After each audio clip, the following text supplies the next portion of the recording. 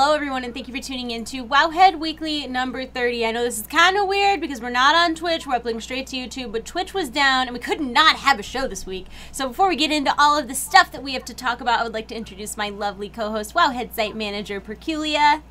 Hey everyone! So we didn't have a show last week because of Gamescom, so today we have a mega patch 7.3 everything show. Mega super show. I really feel bad it's not on Twitch because we could have been answering a lot of questions about like where's the cave and like where do things unlock, but whatever, we're here, we're doing our show. Yeah, I tried, man. Twitch is down. I looked it up, and like Twitch support is blowing up. Like the whole website is completely down. I can't reach anything. So we're here. We're persevering. Yep. We're doing the thing. Obviously, patch 7.3 came out this week, and it has been a real doozy. Do you want me to put on the trailer cinematic? Yeah, let's do that. Okay. For thousands this trailer of debuted years, at Gamescom. the Legion has hunted us.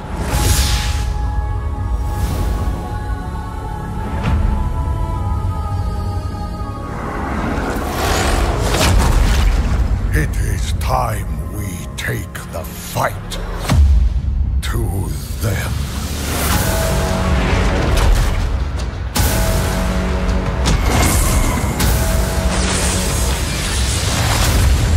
The Legion's end is all I seek.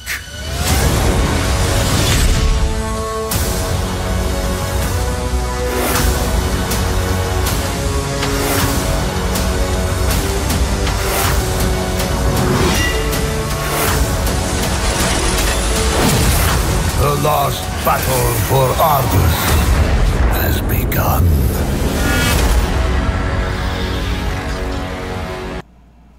Okay, so that is the trailer, which I think your cat is just making you look miserable right now. That is the trailer which was shown to us at Gamescom when they announced that it would be out this week on August 29th, which was yesterday. And I really like that the trailer showed us stuff all the way back from like the end of Warlords, and it's like everything has led to this. Yeah, it's good that there's more continuity between the patches. Usually it feels like, oh, like, we're going to Pandaria now, like, oh, we're going to like this other zone, and it's nice how everything is connected. It feels tying together. Get attacked. Get attacked, Perk. So I don't know. I really liked the trailer. I was really hyped. And then immediately after the trailer, they showed us the Argus, the Battle for Argus cinematic. So I'm going to play that now, and then we'll come back and talk about what there is to do in Argus in week 1. Yep. All forces are on board and accounted for. The Vindicar will be ready to depart shortly. After we reach Argus, we will meet with the army of the light and begin our invasion.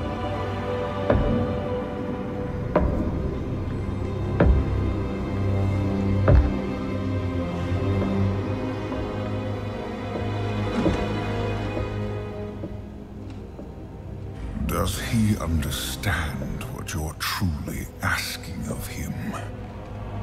Do any of them? We follow the path of the light, no matter where it leads. Your faith has always been your weakness. When your closest allies fell to darkness, you didn't stop them. When the Legion swept over your world and took your people, you didn't make a stand. All you did was watch, convinced you were following the light's will. The truth is, you failed your people. Their blood is on your hands. You will never understand what I did to save my people. The light is holding you back. It's time to forge your own path. Prophet, we are ready. Proceed.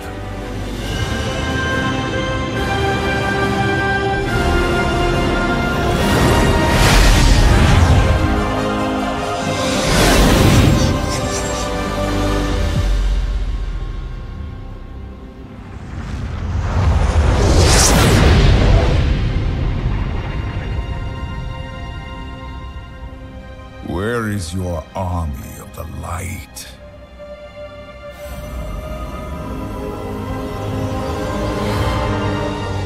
The Zenadar. Something is wrong. The cowards have come out of hiding. Bring them down!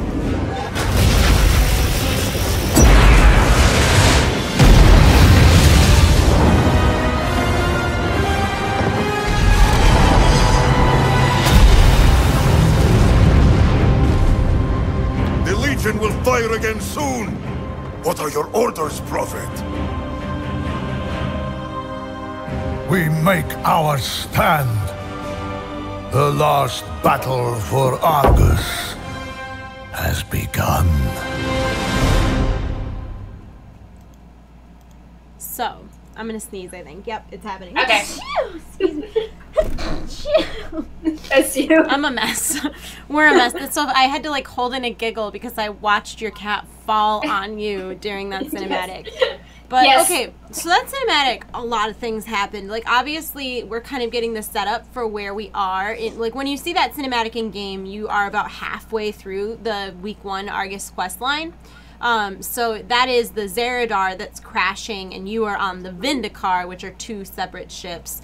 And I don't know, man. Like I feel like this is a really I don't know how to describe what I'm feeling. Like I feel like everything is very like heavy and scary and serious, and I feel like Illidan in particular is not doing much to make things easier for everybody else. Yeah, Illidan is very petulant, but I feel like what Illidan was saying was what we were saying about Velen on the last show we did, how you could interpret Velen as just kind of running from things and being hands-off and like not trying to negotiate and compromise or communicate, but just kind of, you know, piecing out if he thinks things aren't going well. Yeah. So I sort of was like, hey, like, I don't know, like Illidan is kind of saying what, you know, kind of our thoughts on Velen, like the most negative response about him. Yeah. I also feel like in that whole cinematic, though, he's so, like, comic book villainy. Like, even when you hear him coming in, he's got, like, high heels. It sounds like he's, like, step. His expression looks really step. funny. I know people have been like, oh, like, it looks like Illidan is flirting with Velen. No, my favorite thing is, so at Gamescom, I spent a little bit of time with Taryn Gregory, who does the cinematics at Blizzard, and my favorite thing is that he told me that when he, like, directed this,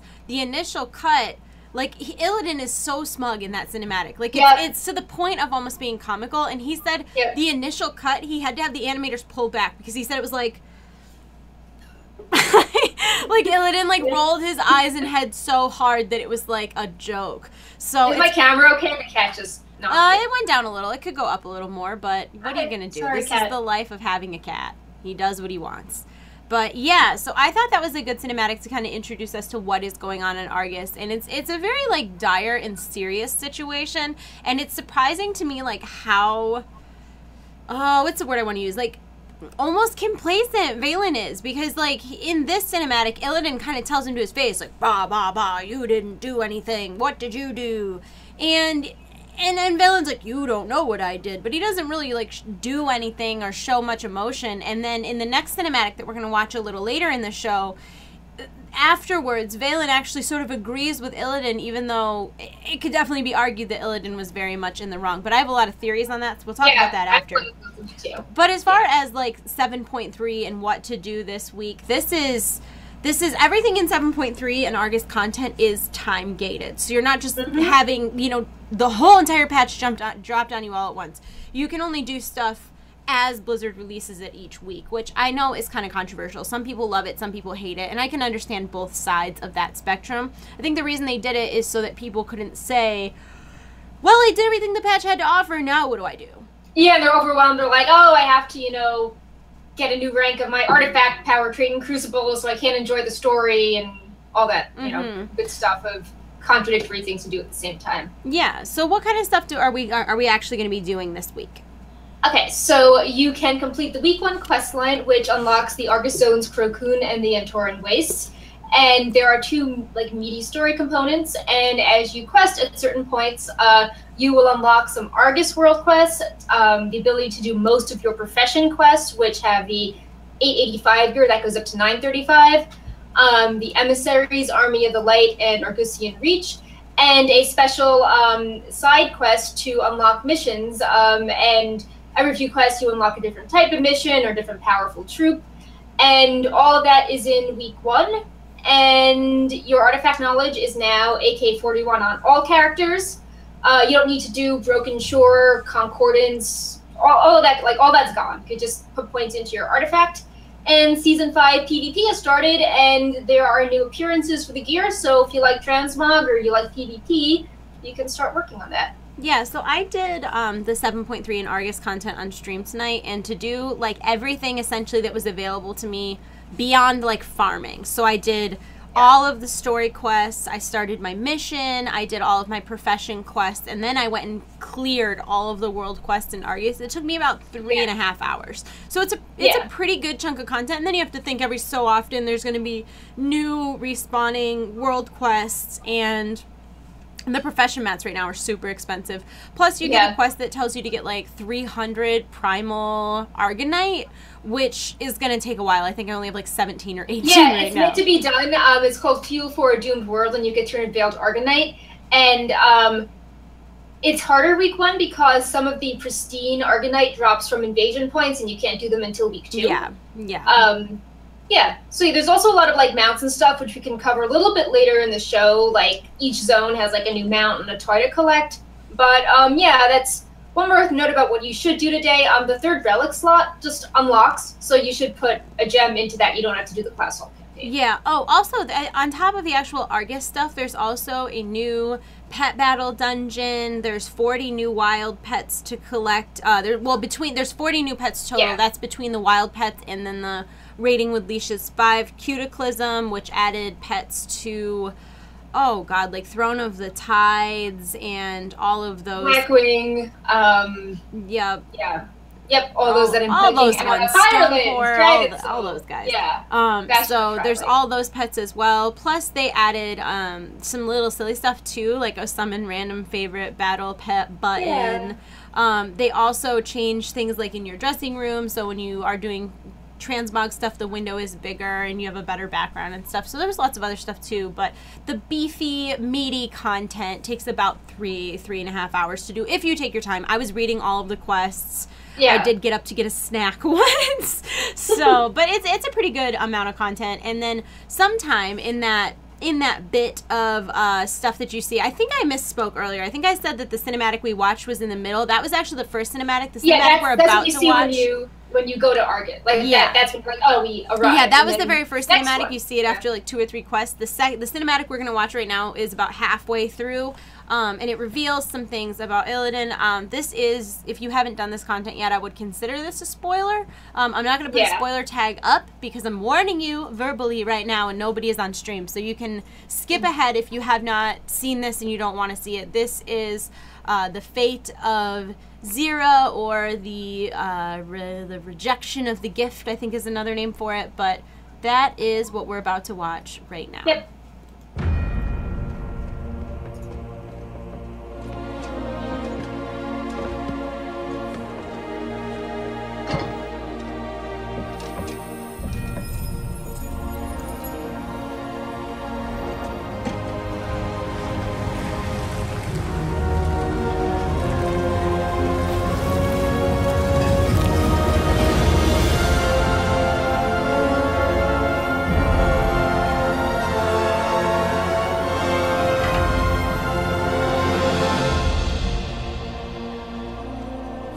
Blessed to be in your presence once more, Zira.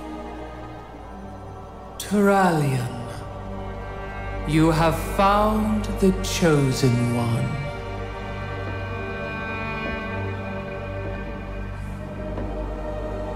Illidan, from birth, the light in your eyes held such promise for the future.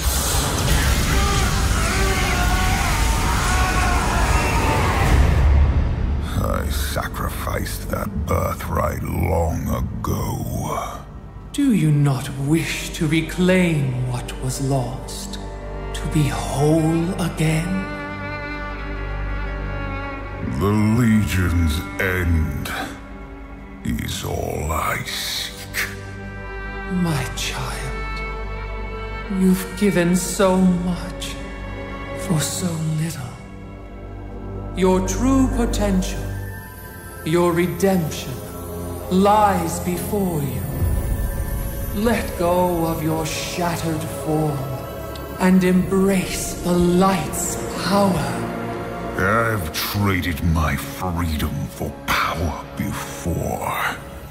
The prophecy must be fulfilled. Your old life has passed. The light will forge you a new one. It is not yours to take. The light will heal your scars. I am my scars!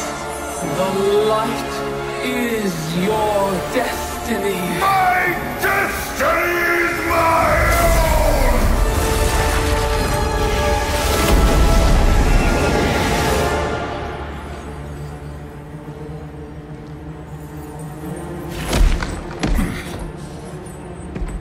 You've doomed us all, betrayer! Your faith has blinded you. There can be no chosen one. Only we can save ourselves.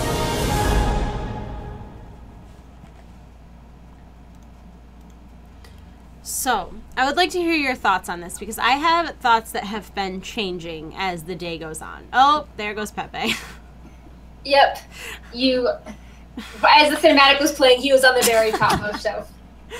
This is interesting. So, in more serious news, so I'm kind of on the side of Illidan here. Like, the light has not helped him in the past. Now the light, like, ambushes him and tries to put him in a prison and tries to change who he is. And they almost seem as creepy and bad as the Void. So, I think Illidan is in the right here, and I don't like the Nara just sounded kind of creepy and cult-like, and I feel like Illidan likes the idea that it's his choice, not that he's part of a prophecy or that some mystical being will just like control him and like I don't know. I was very uncomfortable with the Naru, and I was also really struck by the whole like I am my scars. Like stop trying to change me. Like this is who I am. Like I'm helping you in my own way. Like I don't know. I think maybe the Naru was almost corrupted because I don't know. It feels like absolute power corrupts, and I feel the Naru went too far there. Okay, so when I first watched it, I was very anti-Illidan. When I first watched it, my initial reaction was like, what the F, Illidan? Like, what are you doing? Why are you doing that? It also felt like a very, I don't know. The way I saw it was, when I initially saw it, I thought that this being of light, the Naru, whatever, was coming in and they're like, well, we're like, I acknowledge like how much you've sacrificed and I can like give that all back to you. And the Illidan is sort of so broken and such like a tortured soul that like he's kind of clinging to that darkness because it's all he really knows. So it's almost like a little kid where like interesting, the parent knows what's best for them and maybe it needs to be done forcibly. I'm not, and like, but like the more I've talked to people about it, I don't know that that's necessarily how I feel right now. One of the theories that I saw that I really liked was talking about how with the Netherlight Crucible, it's specified that there has to be like light and dark sacrifices in order for it to work. So I read somewhere that there are people who think that the Naru did that intentionally, like knowing Illidan would not allow that, but he couldn't like kill himself because that would, or she couldn't kill herself because that's not the same thing as being like. Interesting. Yeah, I mean, there definitely is a whole like you need a balance, and in some of the conversations with later weeks where people are like using the void in moderation, there's definitely discussions about like how to balance things correctly and how like some characters that are very into using the magic of the light have to like reconcile working with people that use the void responsibly. Your cat is having a blast in the background. I know. He's like, yeah, I love the cinematic. I love the cinematic. Yeah, so I don't know. I have sort of mixed feelings because even watching it back though, I don't think he needed to kill her. I don't think that he was completely free before he started like going ham with the eye beams. I just felt like but like he was in a prison, like. You feel but like she was like cleansing him. Like I wanted to see cleansed Illidan. But it wasn't cleansed. Like his tattoos were like golden. Like he just was becoming like a demon hunter of the light, not like. I love that idea. Yeah, but like it was just sort of like replacing the fel with light, not like you can be a normal guy just walking around. Yeah, again. Yeah, that's a fair point. He wasn't gonna, but it just made me wonder, like, so much of Illidan right now has to do with, like, his sacrifices and his demons and all of his bad stuff, and that's really, like, what fuels him and what motivates him, and it's how he makes his decisions, and, like, if that was replaced with something that was light and good, how would that affect him? But I also totally see what you mean about, like, it almost seeming like it was corrupt and that, I don't know, it's just weird, because it almost felt to me like it was one of those, like, if this the music sounded very ominous too, like oh god. Yeah, I mean, I see what you mean completely, and I don't discredit that. It just that was not my first impression of it, but I also then sat and chit chatted with people on stream for about 3 hours, and it just seemed like such a I guess the thing is, like, as much as I'm not, like, an alliance person by any means, like, I definitely have always viewed paladins as being on the right side of justice, and I would have thought that, like, Turellian was, like, on the right side of things, and if he's kind of following this light being, I just guess I can't imagine the light being bad. Actually, I just saw this interesting, I'm looking at the Wowhead comments, and Malchav said, when Sargeras seduced Kil'jaeden and Archimonde, he appeared to them as a being of the light to appeal to their leanings. It's always possible Zira wasn't what it appeared to be. Interesting. So, yeah, that was I read that. I've heard people say that, and the other one that I really liked was saying that Zira like intentionally did that to sacrifice herself so that her power could be used. Yeah. In like a concentrated. But she was kind of an asshole. Like, she was like, oh, like I imprisoned Delaria, and it's like, that I don't know. This seems kind of extreme here. Like, yeah. Seemed a bit power hungry either way. Yeah, regardless, I'm certainly interested to see where the story goes from here, because I don't think anything is ever really super straightforward. Yeah. Nothing's ever really how it seems, so I'm excited to see where it goes from here. It's just, I guess what it is I want so badly, I wanted this to be Illidan's redemption story. And there's been, oh my god, with the yawning, I'm so sorry. Excuse me. I feel like so much of this expansion has been Illidan's redemption story, and then it feels like every time you can really get behind the shit that Illidan does, excuse my language, all of a sudden Illidan does something that you're like, okay, bro, really? Too far. Jerk move. Like, yeah. I mean, it's he just makes it very hard to be on his side. Yeah, but it is more interesting. It almost sounded like Illidan was subtweeting Thrall, like, oh, like, there is no chosen one. And then, Thrall's like, I am the chosen one, like, I can do everything, I'm the saint, like, I always do the right thing, look at me, and Illidan's like, no, like, there's no chosen one. Yeah. I don't think so, bro. Exactly. Yeah, fair enough. I don't know, I think it was well done regardless, just from, like, a Blizzard and kind of marketing standpoint, to have something happen like this that people are arguing about, like, was this good, was this bad, what were the motives, what were... the consequences, and I think that that's definitely the way to go with something like this, because if everybody agrees and is like, yep, that was the right thing to do, no one's really going to talk about it. Even if everybody thinks it's wrong, it's still not a discussion or a debate to be had. Whereas when they do stuff like this, it prompts everybody to kind of talk about their take on it and their opinions, so I think very well done in Blizzard's part for, getting people talking about it and starting a conversation and making people look at this in a little more closer way to see what it was really at. I'm just excited. There's so many cinematics too. Like, it's not like, oh, this is the end of the zone, we get a cinematic. It's like, oh, we have like multiple per zone and like little cutscenes. Yeah, it was like a big cinematic too that people were really excited about, and I hope that World of Warcraft continues the trend of when the week's content releases, they release the cinematic on their channel as well. Mm-hmm. So that's my thoughts. So as far as upcoming in 7.3 Argus content, invasions will be available next week, and these are not like the invasions that we know now. Exactly. They're very different. Do you want to explain a little bit how they differ from current invasions? So these invasions are unique to Argus, and you can only access them when you complete the Week 2 storyline. So this isn't like, oh, Week 2 rolls around, I'll do my invasion. Like, no, you got to do a lot of questing.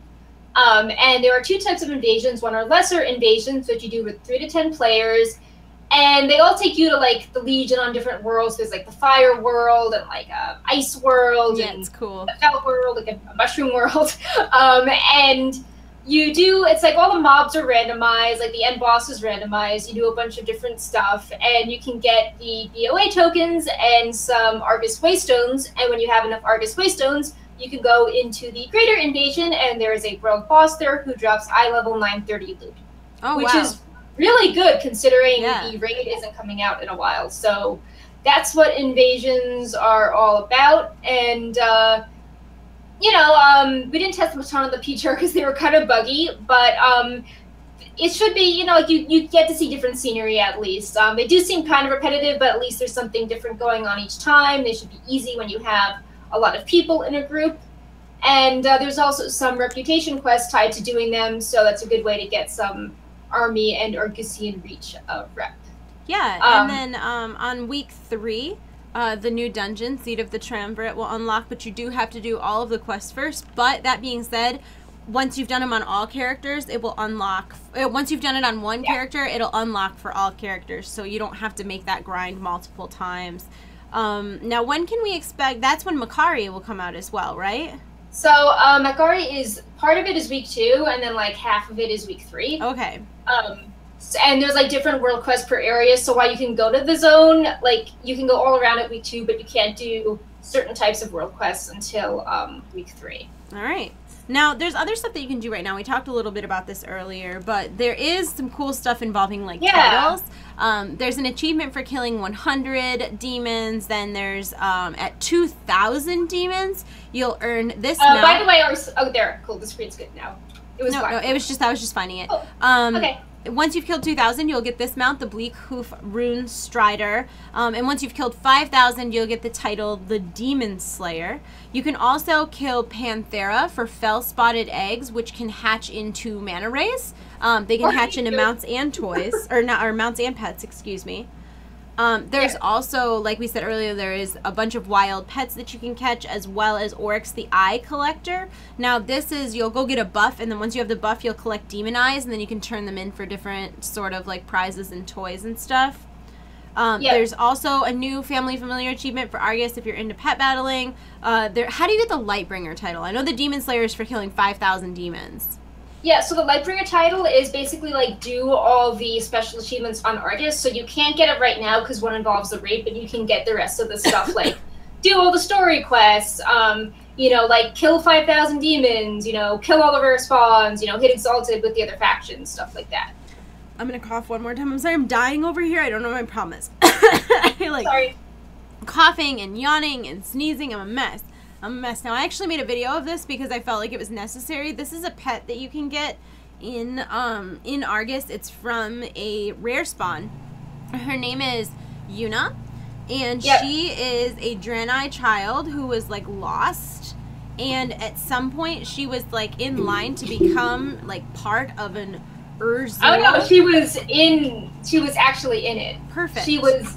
Yeah, so one of the many children thought lost in the battle for Argus, only to find themselves infused into an Urzul.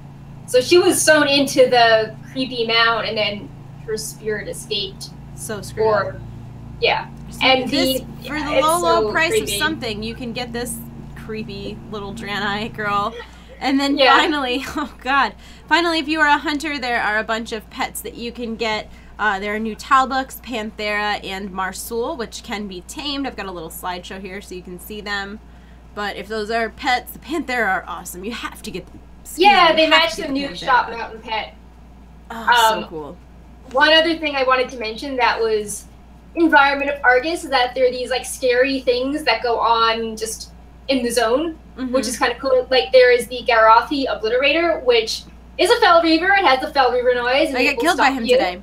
Yep, so he's there. There's something which Blizzplanet has dubbed the Felnado, and it's this basically a tornado of fel that just goes around the zone. Perfect. And then the Antoran Waste has something called the Paraxis, and when like the Legion fires their giant fel gun, you need to take cover in the Vindicar or else you will like die. Perfect. So those are interesting things to I think it's cool that they kind of made it an active war zone in that way, though. Like, if we're getting shot at, you need to get out. You need to go. Yeah. Exactly. Or things won't go well for you.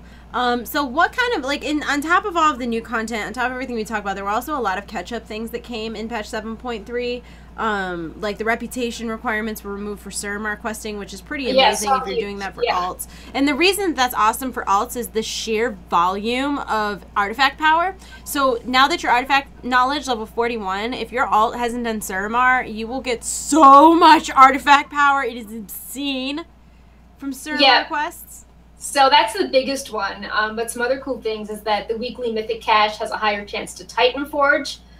There are new Unsullied BOA tokens from mobs and treasure chests in Argus. That starts at 880 gear. Yep, and those those are bind on account too. So you'll get them and you can send them to alts if they're not the right gear type for you.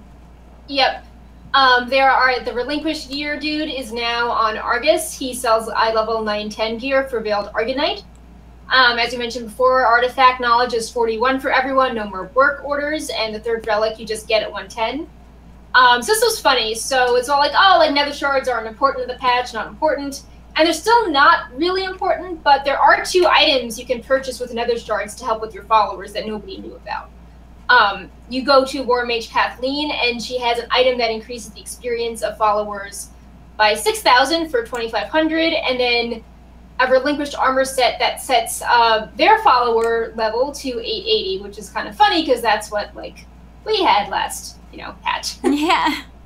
And then the dungeon loot is 20 eye levels higher across all difficulties. I was really bummed that they didn't change world bosses. I felt like they should have. Yeah. If they upped it all the dungeon bosses, they should have also bumped up world bosses.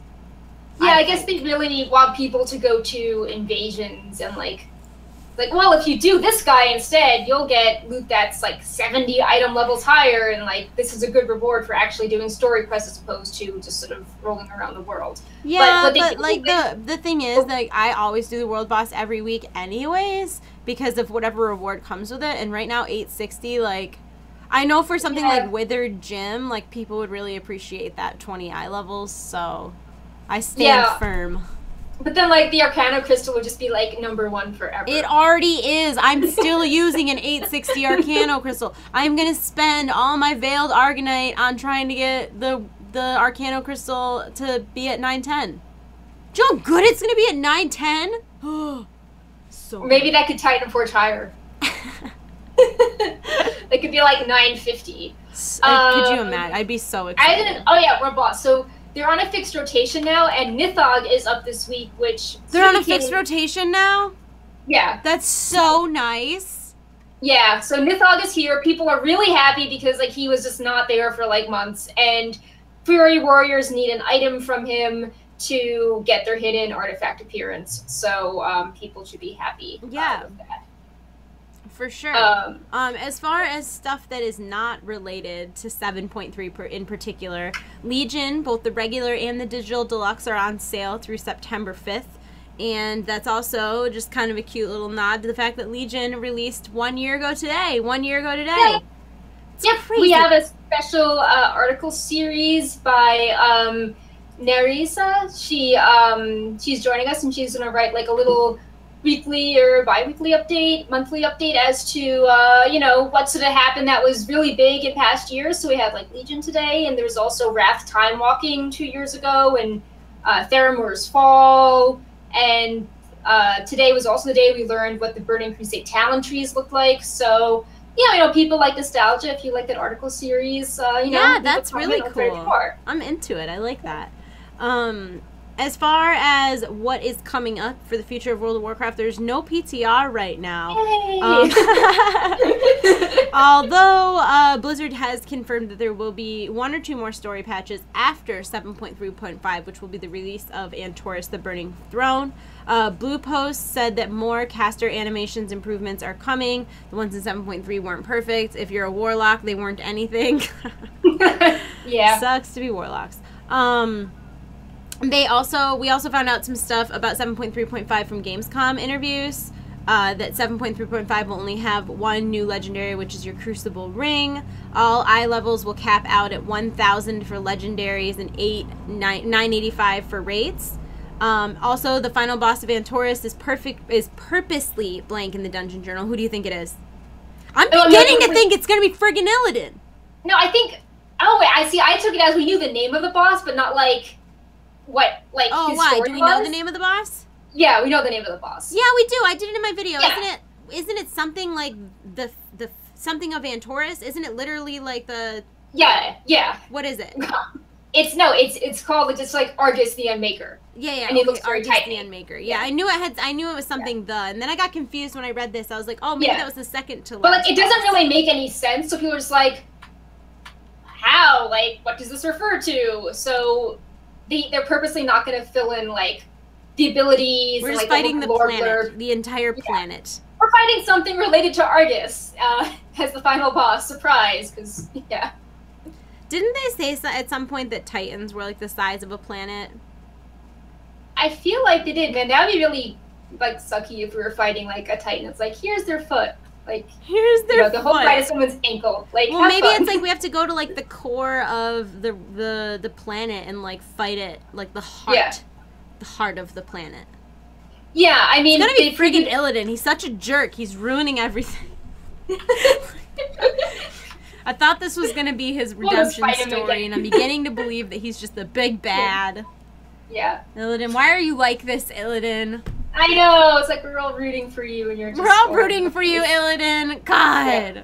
I'm kidding. Yep. I think we're at the agreement that it was okay that he killed Zira today. Yeah, I'm cool with him killing Zira. I'm cool with him. That's fine. I'm cool for him standing up for himself, because usually he's all like, oh, I need to sacrifice myself, and he's like... No, he's like, this is me, and like, I'm going to help with like my skills in my own way. I'll only sacrifice myself on my own terms. Yeah, like he's growing a backbone after like 10,000 years. Oh my god, no, he's growing to be smug. His confidence level is too high. He's got a little bit of an ego. Ridiculous. We also know that there is more story after the Antorus raid, and that they are considering future legendary improvements so that you will... I mean, they said something about getting, like, your first two quicker, but I feel like that's not really a huge issue right now. I would still argue the way that targeting works is not good. Like, I have 0 elemental-specific legendaries, but there's no point in me changing my loot specialization to elemental because Seppas and Pridaz both count as elemental specialization, even though they're not. So there's no, like, I think that the ones that are all specs should be separate from that loot table. So that because right now I would change my loot spec to elemental, but Pridaz was my first one, and then Seppa's was like my third one. Right. So now it just seems like I still really want the Praetorian Tidecallers, so it's not worth risking not getting them. Right. I think that this was covered in the interview with Fat Boss, and I think the idea was like, if you're a fresh alt and you like want to gear up and be a certain class for a raid, like you don't just have like you have to. There's like a barrier to entry of having to play enough to get your 2 legendaries before you can raid. So I think they want to make that whole process feel easier. Like once you're max level, you should be able to do content on a time frame. Or, like, you know, if you're unlocking the quest, like, you know how long the quest will take. But if it's like, oh, gotta keep playing for my 2 legendaries or else I'll be like, you know, not great in raid, then that doesn't feel like good. See that at one point, but what I'm literally talking about is just that I think that the can be used on any spec should be separate from bad luck protection than ones that are actually specific to your spec. But whatever, I don't really care that much. I feel like everybody gets really up in arms about legendaries, and I just do not care as much as maybe I should. Yeah, I guess I just thought it was cool how like everyone asked at the interview, like, are you doing any changes? And then like finally, like the final interview, Ian was like, actually, like, maybe we'll make a change to them. So, like... Maybe we'll think about it. Yeah. So, progress. I thought Ian gave really great answers when I interviewed him. I thought he was... when he answers questions, he's very thoughtful, and he gives very full answers. Like, it's never, like, 2 words or just a half an answer, or even, like, usually he doesn't even say things like maybe. He's usually very, like, to the point and detailed and, like, thorough in his answer. I like interviewing Ian. Yeah, it's always fun. He speaks really fast too, and he's very wordy. So like when you transcribe an interview, you're just like, Like, you're just writing 24/7. But you know, I mean, it's always very interesting to read, and it's really cool when he talks about like his personal experience as a player. Like for one interview, he was talking about his raid farming Dragonspine trophy. And yeah, no, he's fun to interview. We went out to, I like his answers. We went out to like an early lunch with him, and he was talking about like how he got into like being a member of Blizzard, you know. And someone's like, wait, what did you do before? And he was like, well, I was a lawyer. And they're like, what happened there? He's like, I just liked WoW a lot better. It was like the greatest answer ever. And I think that's what's really cool about people who work at Blizzard is that, like, it feels like everybody who works there has always wanted to work there, and it's like really their favorite thing. And so when you're interviewing guys like Ian, like, they're really excited about the things they're talking about, and they don't just have a dev's perspective, they have a player's perspective and a fan's even if like well. you disagree with him, like you can tell that he's being sincere in his reply. Yeah, definitely. And that he means what he says. He's not just like, well, like, you know, like the Legion like patch notes say this, so like this is my carefully rehearsed reply. He's like backing it up with facts and like trying to explain it, even if like you can tell the other person is like, no, I disagree. Like, I hate this idea. I hate this idea.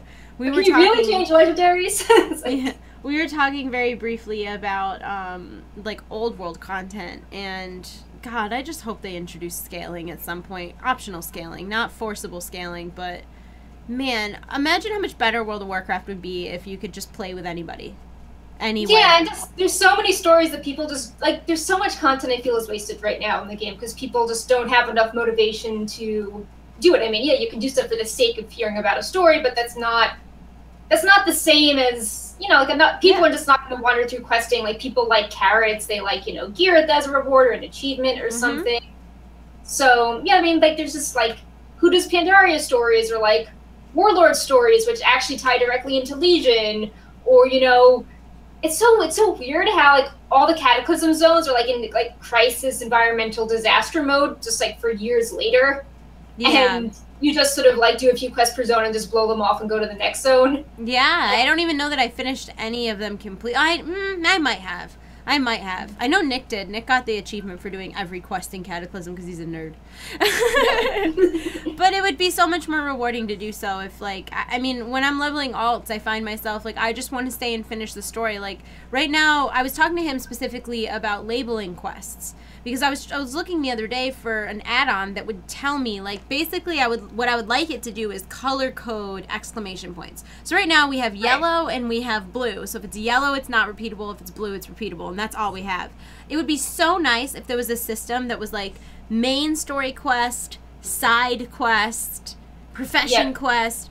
Because I feel like when you're out and about, sometimes you can get really, like, caught up doing quests that kind of don't matter. And when you're at this point where you don't want to out-level the zone, it would be nice to be able to stay on a path of not doing side quests and stuff like that.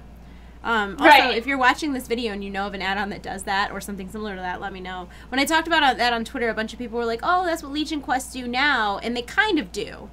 But they still only sort it by zone. It doesn't tell you, like, main quest, side quest. It would be cool if you could also know things like, well, if you care about, like, the story of the Night Elves, like, you should go to, like, Darnassus, and then, like, Darkshore, and then, like, Ashenvale. Yeah. Or if you care about, like, you know, this Alliance character, like, you know, they're in, like, these 5 zones specifically. Yeah, I would just love more, like, a breakdown of WoW in that way, because I would love to follow a guide that, like, told me. That would be a cool idea for Wowhead guides. Yeah, I was just thinking that because the Argus guide, which is really popular, like, it has that section at the top being, like, this is the main quest line, and then, like, a section being, like, this is the side quest line.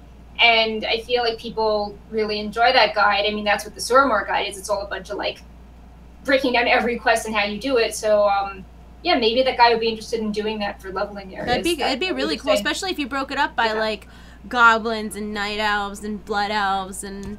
Yeah, I really like this idea. I want to do that. There's no PTRs. Yay! We came up with an idea. I almost spilled my water, but I caught it. There is some stuff that you can do in World of Warcraft this week. I'm going to throw on our This Week in WoW segment, and then we're going to come back, talk a little bit about Gamescom, and wrap it up. Yep. Hello, everyone, and thank you for tuning into Trade Chat. My name is Panzer, and today we're going to be talking about everything there is to do this week in the World of Warcraft. I hope that you enjoy this video, and if you do, remember to rate it thumbs up. Today is the day Fan Patch 7.3 is now live. Everyone, when they log in, will be Artifact Knowledge level 41, and for those of you who have fallen behind, your artifact will be empowered and all 3 relics will have automatically unlocked. The Argus questline will automatically start in Dalaran. Eventually, completing this quest will unlock your Netherlight Crucible. Completing your Week 1 questline will unlock the Argus Zone's Corcoon and the Entoran Wastes, as well as Argus Profession quests. From there, you can unlock your Class Hall quest to open up new equipment, higher eye-level follower tokens, as well as new types of troops. Once you've unlocked the Entoran Waste, I would recommend going around and unlocking all of the Light Forged beacons so that you can travel around to the new planet faster. Also, farming Veiled Argonite is a good idea because it can be turned in for 9-10 plus relinquished gear, including specific relic types. Not everything in 7.3 will be available immediately, so for instance, Invasion Points and Macquarie will be available in Week 2, and the Seat of the Triumvirate will be available in Week 3. The new raid, and Taurus the Burning Throne, will be available later on in the patch. 7.3 is a massive patch, and I do not have time to go over everything that will be coming in this video, so for a more comprehensive 7.3 overview and guide, please check out the links in the info below. On to our regular weekly stuff. The Darkmoon Faire will be running Sunday, September 3rd through Thursday, September 9th, and if you started rep grinding in Argus, don't forget to go grab those Darkmoon Faire bonuses. The world boss this week is Nidhogg, who drops eye level 860 plus helmets, a neck, a holy relic, and a ring. Nidhogg is part of the Unleashed Monstrosities achievement for the artifact variant. While there is no new PvP brawl this week, there is a new archaeology quest, and the reward is a toy, the Crystalline Eye of Undravius. If you don't grab it in the next 2 weeks, you'll have to wait another 6 months for it to come back in the rotation. Completing 8 archaeology quests will unlock a special variant of your artifact tint from the achievement This Side Up. Archaeology quests last 2 weeks and change every other week.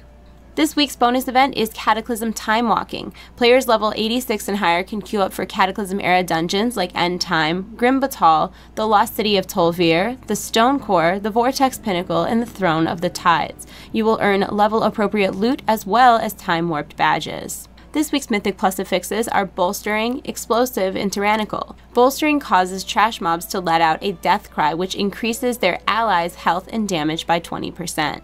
Explosive causes enemies to periodically summon explosive orbs that will detonate if not destroyed. Tyrannical causes bosses to have 40% additional health and inflict up to 15% additional damage. And that's what's going on this week in the world of Warcraft. Normally at this point in the video I would ask you guys what you're looking forward to, but I think it goes without saying that everyone is very excited for patch 7.3. So go out to Argus and start your quest lines, unlock those Lightforged beacons, farm some Veiled Argonite and get yourself some 9-10 relinquished gear, get ready for the Week 2 and Week 3 unlocks, and have a bunch of fun. Enjoy the patch, guys. Let me know in the comment section below what you are enjoying the most about 7.3. and I will see you next time. Have a great day. I love you all. You're in my hearts. I'll see you soon. Goodbye. Goodbye. Goodbye. So that's what's going on. That's what you can do this week in World of Warcraft, and we'll have one of those every week, of course. And if you would like to read the written breakdown of it, there's also a version on Wowhead, which was the OG of that. Yep. I was like, hey, this is a cool article. I should make a video. Exactly. I think people really like them. It's nice to just have everything in like bite size and yeah, it's just quick, and it's like, hey, these are things that you can't do next week. You should do them now. And I get a lot of comments that are like, hey, I didn't even know about that.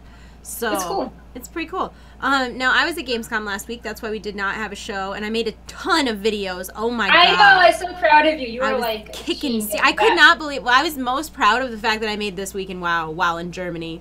I know, that was the one that got me. I was really proud of myself for that. But yeah, I think I made 8 videos while I was in Germany. I was killing it. But, of course, we talked a little bit already, the World of Warcraft front. We had 7.3's release date announced, which was August 29th, as well as the cinematic that we already watched. And we also got to see the BlizzCon key art, which I'm super excited for. I'm super excited for BlizzCon this year.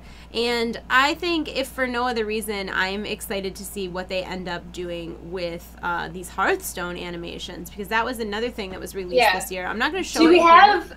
Do we have a picture of the 7.3 key art? Because that was pretty crazy. I don't have the 7.3 key art. Okay, I think you look key art. I thought that when you said key art, you meant for BlizzCon, not 7.3. Yeah, I mean, no, that was cool as well. But yeah, it looked. I just want to like. I love this key art. I like it way better than 7.2. You've got like Terralion and Larian in the front, looking like a power couple. You have the Army of the Light in the background. and if you zoom in on them, a lot of them are characters from old World of Warcraft art. So you have like a gnome in tier 1, and then the classic hunter, and then like paladins and wrath gear, and it's very old school. I love it. And then you have like Sargeras being very angry up at the top, and kind of has like a similar pose to I think Kil'jaeden and Sunwell. So I really like this. Alaria looks awesome. Pretty. Yeah, Alaria. I like her armor, and like I like her bow and how it's like kind of voidy, and her tattoos, and she's awesome. She's awesome. She's awesome. So brought that up. There's the 7-3 key art. Yeah. As far as what's going on with the BlizzCon key art, I'm most excited to see what they're going to do with these Hearthstone animations, because I thought the first Hearthstone animation, Hearth and Home, I think it was called, was amazing. I know, it was very Disney. It was cute. I liked it. It was super cute. But the thing that I really liked about it was that obviously Hearthstone is all Warcraft characters. It's set essentially in the Warcraft universe. And there were some things in there that we hadn't really seen in Warcraft before, and I'm not kidding. I sat down with Ian at some point and was like, okay, so my big takeaway from Gamescom is that World of Warcraft needs a staff with a baby dragon on the top of it. Yes. Because that was the best part of that cinematic, is there's a guy and he's got a staff, and the staff has like a nest, and there's a little baby dragon that gets out and like flies around him and then gets back in the nest. That would be amazing. I need that. I didn't even play. Yeah, there's also a little bird I'm seeing in a tower. They need that as well. Yeah, everything in that cinematic was amazing. If you haven't seen it, definitely check it out.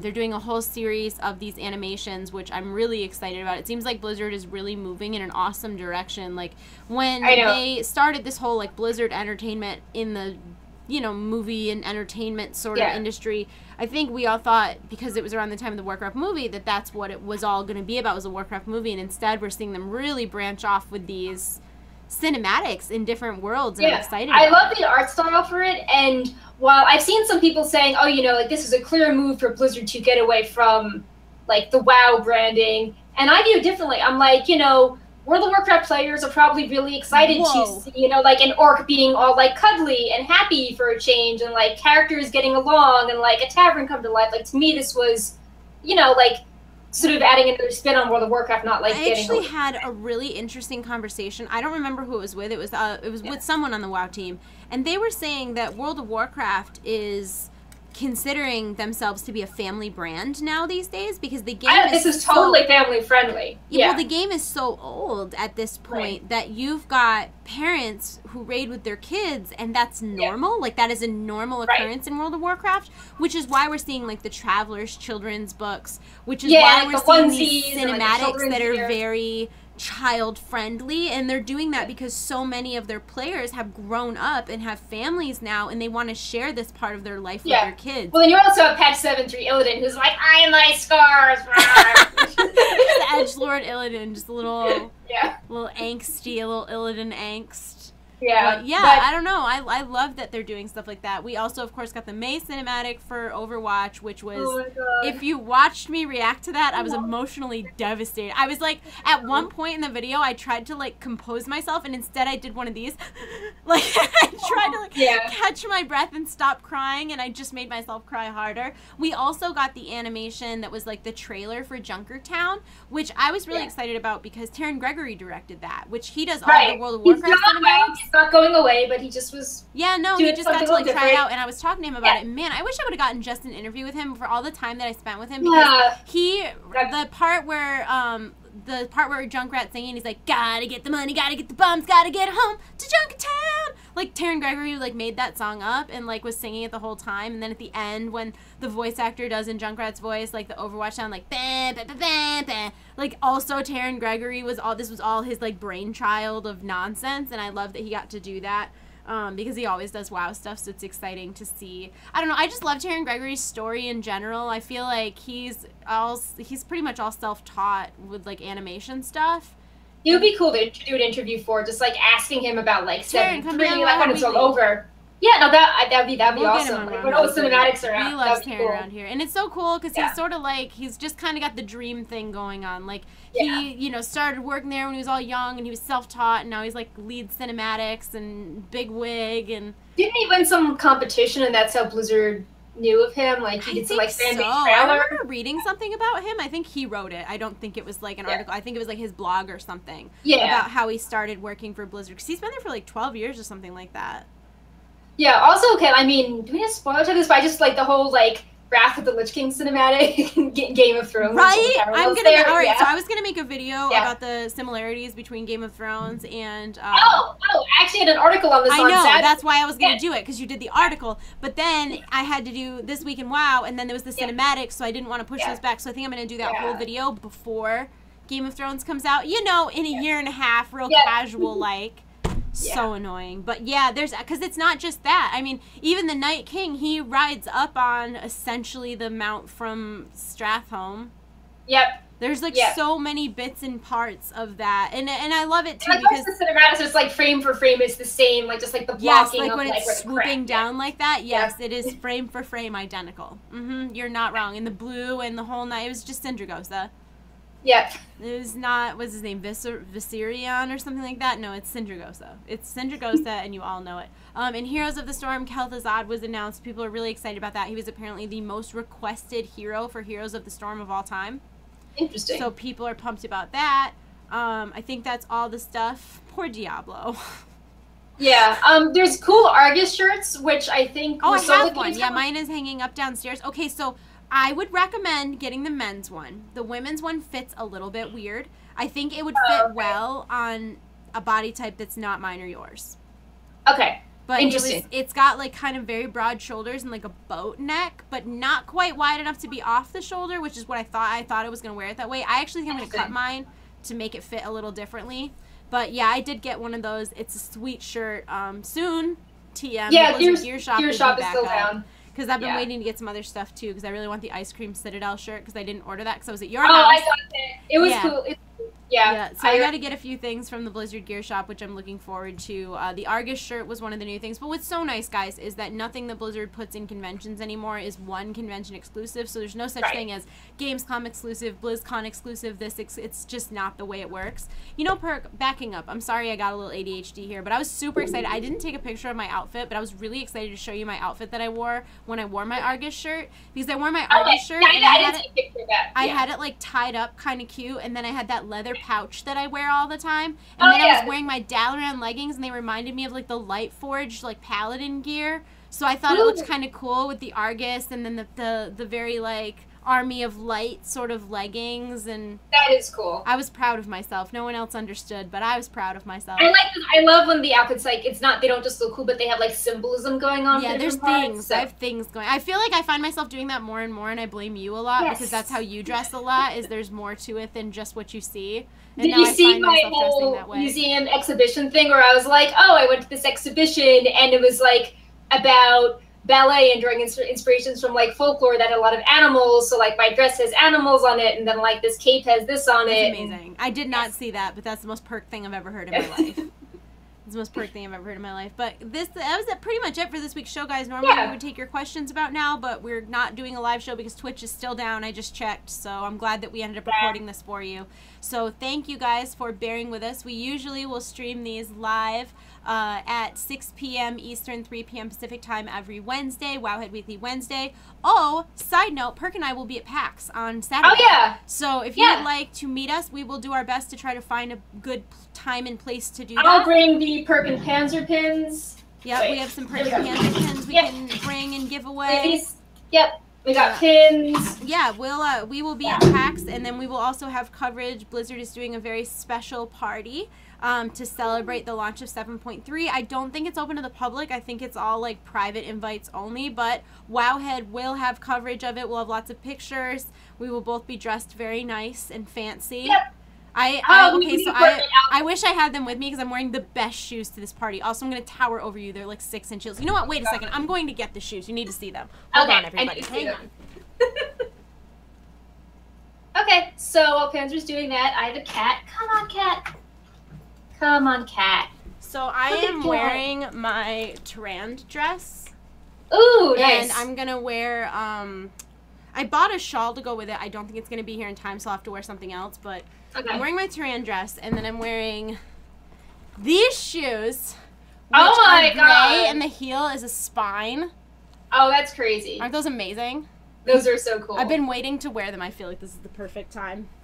I Also, feel like guys, I'm 5'8", and these are like, these are like 6-inch heels. I'm gonna be so tall.